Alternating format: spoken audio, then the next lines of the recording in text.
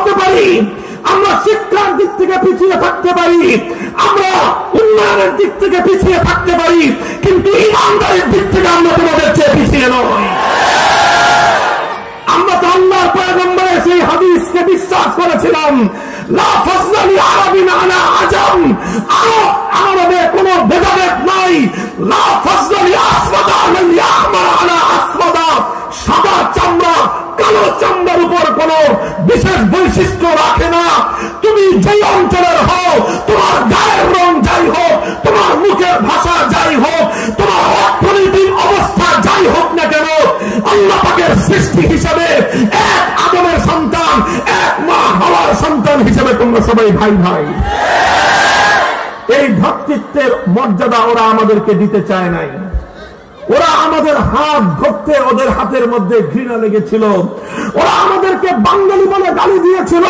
ওরা আমাদেরকে আল্লাহ প্রদত্ত আমাদের মর্যাদার পরিচয়, আল্লাহ প্রদত্ত আমাদের বংশীয় পরিচয়, আল্লাহ প্রদত্ত আমাদের ভৌগোলিক পরিচয়, আল্লাহ প্রদত্ত আমাদের এই গৌরব আর অহংকারের পরিচয় নিয়ে ওরা আমাদেরকে তুচ্ছ-তাচ্ছিল্য করতে চেয়েছিল।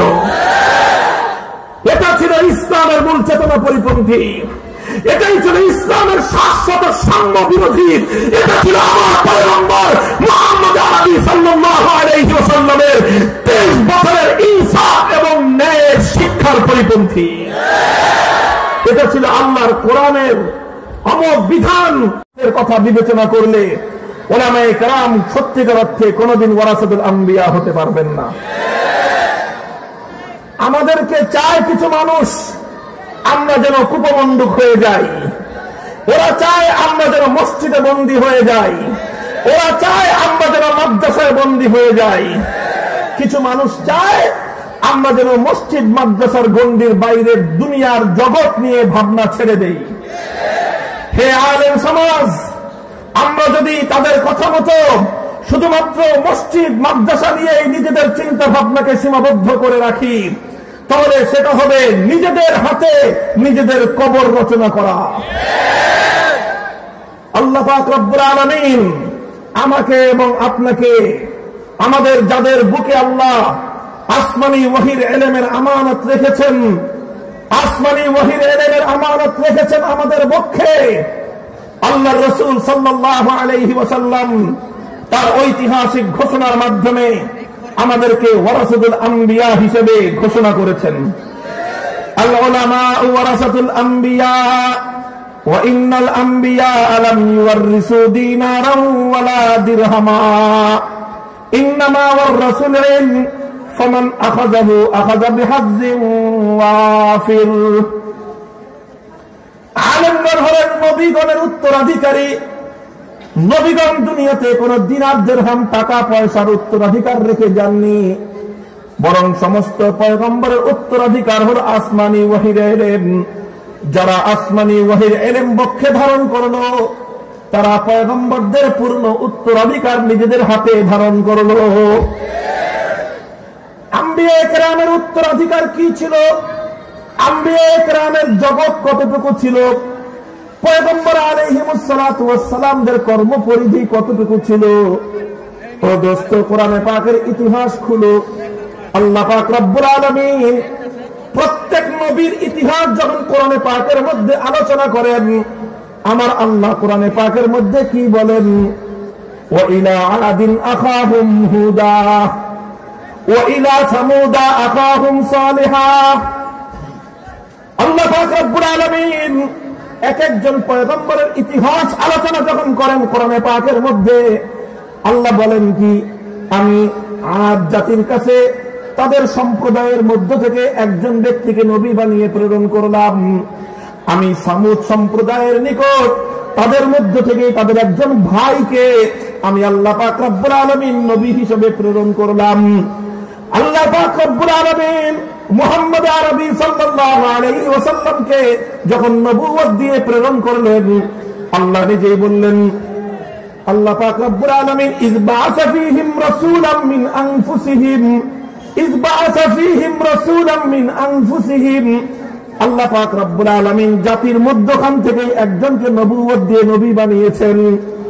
ও দোস্ত, জাতির মধ্যখান থেকে একজনকে জাতির একজন ভাইকে, জাতির এবং সম্প্রদায়ের একজন সদস্যকে প্রত্যেক নবীর ইতিহাস আলোচনা করবার ক্ষেত্রে জাতির সঙ্গে তাদের অন্তরঙ্গ সম্পর্কের কথা, অবিচ্ছিন্ন সম্পর্কের কথা আমার আল্লাহ পাক রব্বুল আলামিন কোরআনে পাকের মধ্যে উল্লেখ করেন, এমনিতেই নয়। এটা আলোচনা করার উদ্দেশ্য হলো একথা বলা, একথার দিকে ইঙ্গিত দেওয়া যে পয়গম্বর নবুয়ত পাওয়ার পর তারা শুধুমাত্র মসজিদের মধ্যে গণ্ডিবদ্ধ হয়ে গেলে তিনি নবুয়তের দাবি দায়িত্ব আদায় করতে পারেন না। শুধুমাত্র মাদ্রাসার চার দেয়ালের মধ্যে গণ্ডিবদ্ধ হয়ে গেলে একজন নবী তার নবুয়তের দায়িত্ব পালন করতে পারেন না।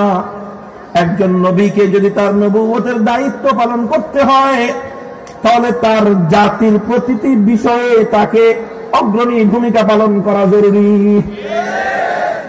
আবু দাউদ শরীফের হাদিসের কিতাব খুলেন, সমস্ত হাদিসের কিতাবগুলোর মধ্যে আল্লাহর পয়গম্বরের সহিহ হাদিস বর্ণিত হয়েছে, ইন্না বনি ইসরাঈল কানাত তাসুসুহুমুল আম্বিয়া কুল্লামা হালাকা নাবিয়্যুন খালাফাহু আখার ওয়ালা নাবিয়্য বাদি।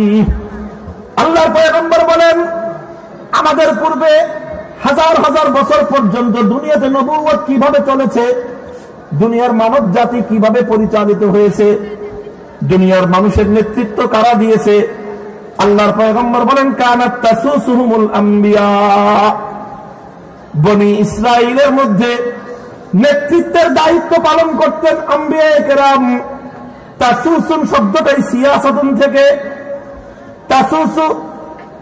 তাসুসুহুম আম্বিয়া, তাসুসুহুমুল আম্বিয়া অর্থ হলো বনি ইসরাইলের নবীগণ সেই জাতির সিয়াসতের নেতৃত্ব তারা প্রদান করতেন। কুল্লামা হালাকা নাবিয়্যুন খালাফাহু আখার, এক নবী দুনিয়া থেকে বিদায় নেওয়ার সঙ্গে সঙ্গে পৃথিবীতে নতুন আরেক নবীর আবির্ভাব হয়ে যেত। এক নবী দুনিয়া থেকে বিদায় নেওয়ার সঙ্গে সঙ্গে পৃথিবীতে আরেক নবীর আগমন ঘটত। এইভাবে এক বছর দুই বছর নয়, এক যুগ দুই যুগ নয়, শতাব্দীর পর শতাব্দী, হাজার হাজার বছর পর্যন্ত এই পৃথিবী পরিচালিত হয়েছে।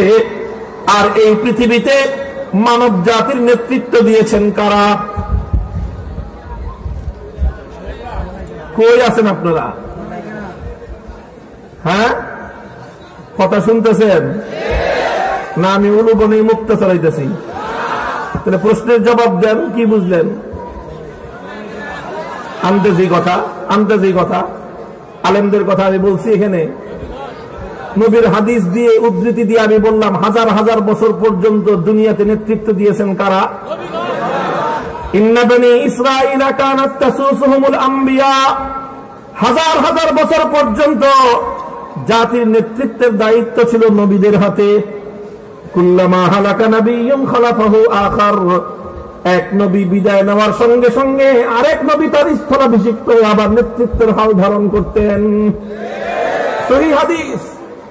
তাহলে বিশ্ববাসীকে নেতৃত্ব দেওয়ার দায়িত্ব ছিল কাদের হাতে? জোরে বলেন, কাদের হাতে? নবীদের হাতে, পয়গম্বরদের হাতে। এভাবেই এক বছর দুই বছর নয়, এক যুগ দুই যুগ নয়, 100 বছর 200 বছর নয়, 1000 বছর 2000 বছর নয়, বরং হাজার হাজার বছর পর্যন্ত পৃথিবীর উষলগ্ন থেকে আখেরি পয়গম্বরের আগমন পর্যন্ত বিশ্ববাসীর নেতৃত্বের দায়িত্ব ছিল নবীদের হাতে। আল্লাহর পয়গম্বর এখান থেকেই বলেছেন, আল উলামা ওয়ারাসাতুল আম্বিয়া, উলামায়ে কেরাম হলেন সেই নবীদের ওয়ারিস, উলামায়ে কেরাম হলেন সেই পয়গম্বরদের ওয়ারিস। সুতরাং ও দোস্ত, আজকে বিতর্ক যেই জায়গায়, মত পার্থক্য যেই জায়গায়, আমাদের সাথে এক শ্রেণীর মানুষের দ্বন্দ্ব যেই জায়গাটায়, সেই জায়গাটা হলো তারা বলে যে হুজুর আপনারা আছেন থাকেন কোনো আপত্তি নাই, আপনারা মিলাদপুরে মিষ্টি খান কোনো আপত্তি নাই, আপনারা বিয়ে পড়ান কাজী হিসেবে কোনো আপত্তি নাই, তালাকের মাসলা আপনারা দেন, তালাক বিয়ে খসায় দেন, তাতেও কোনো আপত্তি নাই, মানুষ মারা গেলে 40 খান, তাতেও কোনো আপত্তি নাই, মৃত্যুবার্ষিকীতে এসে আপনারা সবিনা পরে খতম করে বড় করে টান দিয়ে দাওয়াত খেয়ে হাদিয়া তোফা বেশি বেশি করে নিয়ে যান, কোনো আপত্তি নাই। মসজিদে ইমামতি করেন, কোনো আপত্তি নাই। জুমার সময় মিম্বারে দাঁড়ায় খুতবা দেন, তাতেও কোনো আপত্তি নাই।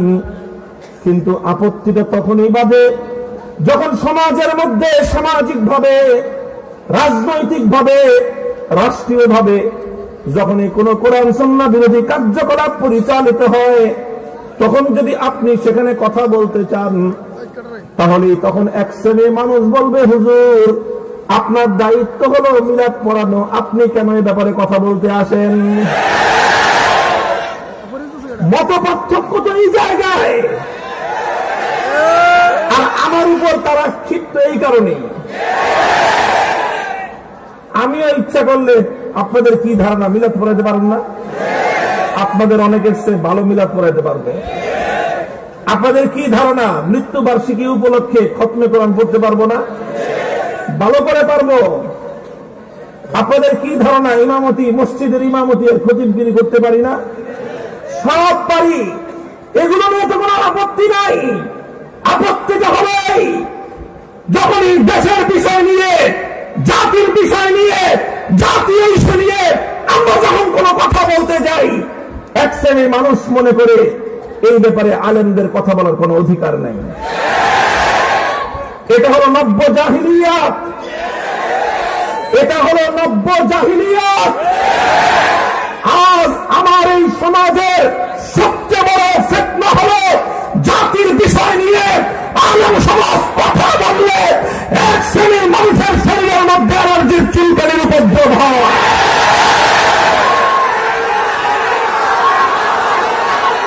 বুঝেন নাই? কথা বলতে দাও, কথাটা বুঝেন। আমি এ কথা বলবো না যে যাদের শরীরে অ্যালার্জির চুলকানি হয় তাদেরকে দেশ থেকে বিতাড়িত করে দেন, না, এই অযৌক্তিক কথা আমি বলবো না। আমার কথা হলো অ্যালার্জির চিকিৎসা করেন। ভবিষ্যতে যেন আলেম সমাজের কাছ থেকে স্বাধীনতার ইতিহাস শুনলে আপনার চুলকায়। ভবিষ্যতে যেন দেশের স্বার্থ নিয়ে আমরা কথা বললে তার শরীরে যেন চুলকানির উপদ্রব না দেখা যায়। রোগ আছে যেরকম চিকিৎসাও আছে। আরে করোনা রোগের ভ্যাকসিন বের হয়ে গেছে, আরে অ্যালার্জির বুঝি ভ্যাকসিন নাই? আছে না নাই? আছে। চুলকানির অ্যালার্জির ভ্যাকসিনটা কি? ভ্যাকসিন হলো আলেমরা বেশি বেশি এই কথা বলবেন, আর যাদের চুলকানি হয় তারা বেশি বেশি এই কথা শুনবেন। যাদের এই ধরনের চুলকানি হয় তারা প্রতিদিন আমার ওয়াজ শুনবেন। এক মাস শোনার পরে দেখবেন আপনার অ্যালার্জি ইনশাল্লাহ সুম্মা ইনশাল্লাহ 100 ভাগ না কমলে 90 ভাগ কমে যাবে।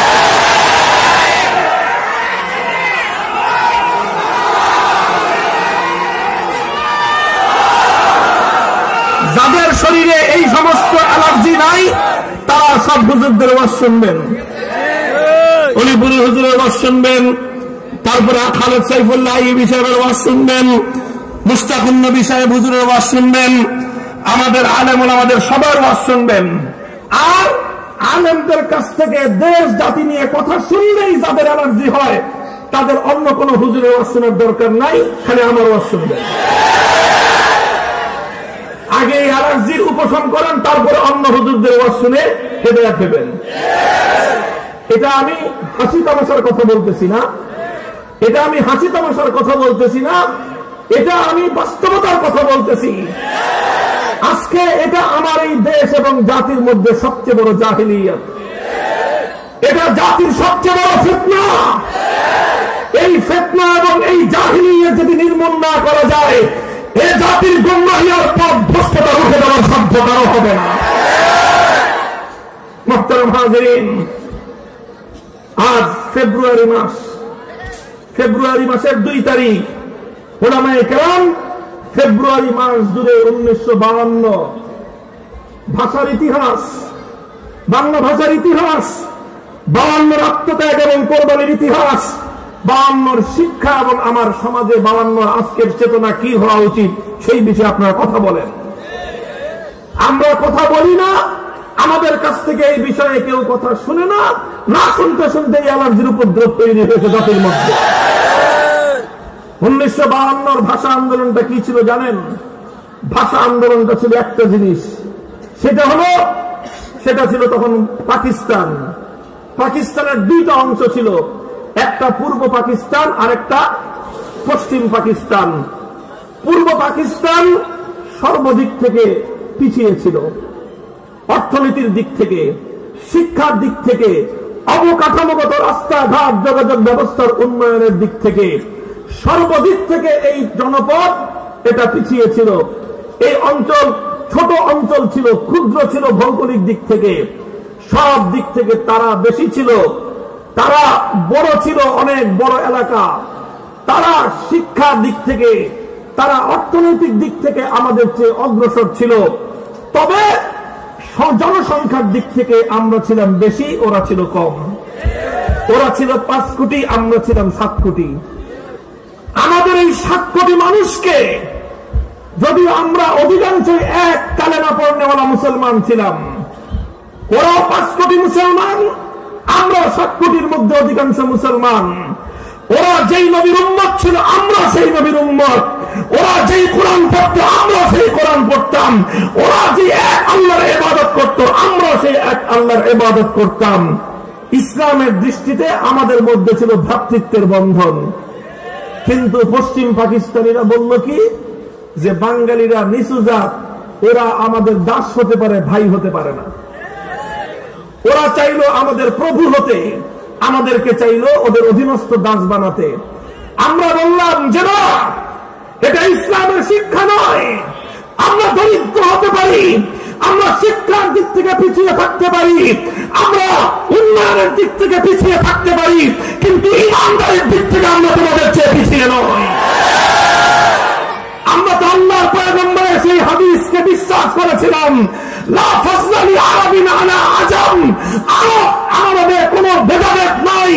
লা ফাজলা লি আসওয়াদা লি আহমার আলা আসওয়াদা, সাদা চামড়া কালো চামড়ার উপর কোনো বিশেষ বৈশিষ্ট্য রাখে না। তুমি যেই অঞ্চলের হও, তোমার গায়ের রং যাই হোক, তোমার মুখের ভাষা যাই হোক, তোমার অর্থনৈতিক অবস্থা যাই হোক না কেন, আল্লাহ পাকের সৃষ্টি হিসাবে এক আদমের সন্তান, এক মা হাওয়ার সন্তান হিসেবে তোমরা সবাই ভাই ভাই। এই ভ্রাতৃত্বের মর্যাদা ওরা আমাদেরকে দিতে চায় নাই। ওরা আমাদের হাত ধরতে, ওদের হাতের মধ্যে ঘৃণা লেগেছিল। ওরা আমাদেরকে বাঙালি বলে গালি দিয়েছিল। ওরা আমাদেরকে আল্লাহ প্রদত্ত আমাদের মর্যাদার পরিচয়, আল্লাহ প্রদত্ত আমাদের বংশীয় পরিচয়, আল্লাহ প্রদত্ত আমাদের ভৌগোলিক পরিচয়, আল্লাহ প্রদত্ত আমাদের এই গৌরব আর অহংকারের পরিচয় নিয়ে ওরা আমাদেরকে তুচ্ছ-তাচ্ছিল্য করতে চেয়েছিল। এটা ছিল ইসলামের মূল চেতনা পরিপন্থী। এটাই ছিল ইসলামের শাশ্বত সাম্য বিরোধী। এটা ছিল আমার পয়গম্বর মুহাম্মদ আরবি সাল্লাল্লাহু আলাইহি ওয়াসাল্লামের 23 বছরের ইনসাফ এবং ন্যায়ের শিক্ষার পরিপন্থী। এটা ছিল আল্লাহর কোরআনের অমোঘ বিধান। সূরাতুল হাজারের আয়াত, সূরা হুজুরাতের আয়াত, সেই আয়াতের চেতনার পরিপন্থী। ইয়া আইয়ুহান নাস ইন্না খালাকনাকুম মিন